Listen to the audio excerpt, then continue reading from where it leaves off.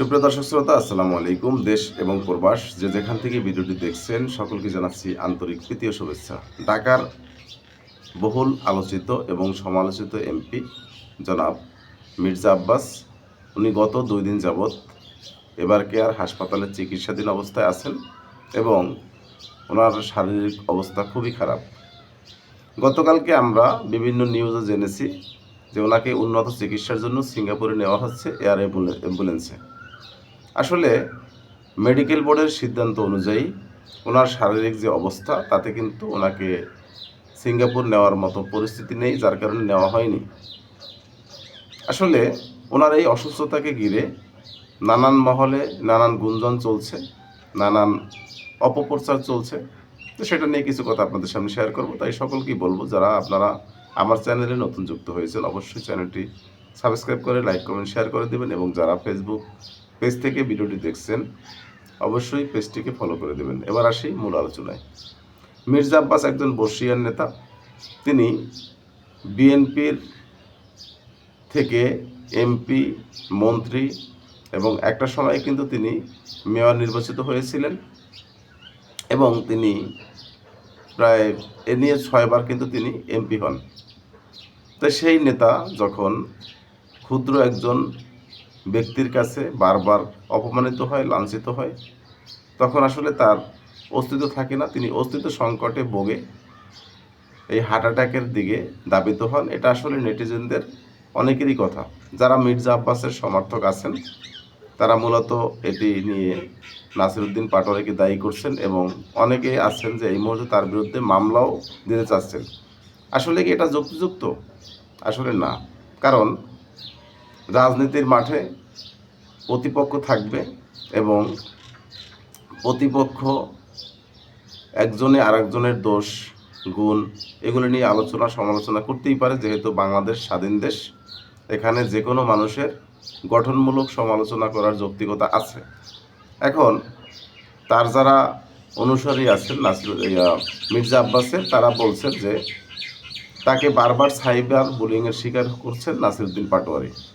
এখন আমি একটা কথা বলবো, নাসিরউদ্দিন পাটোয়ারির কাছে যদি সেরকমের কোনো সঠিক ব্যাখ্যা না থাকে, সেরকম কোনো এভিডেন্স না থাকে, তাহলে নাসিরউদ্দিন পাটোয়ারির মতো ছেলের সাহস নেই যে মির্জা আব্বাসকে বারবার চান্দাবাজ বলবে, বারবার চান্দাবাজের গডফাদার বলবে। এটা কিন্তু বলার সাহস নেই।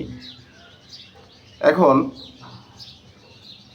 আরেকটু কথা বলে রাখি, মির্জা আব্বাস এত বড় একজন নেতা, যিনি প্রধানমন্ত্রীর কিন্তু রাজনৈতিক উপদেষ্টা, এবং তিনি একজন শিল্পপতি। তার টাকা, প্রশাসন, ক্ষমতা সকল কিছুই আছে।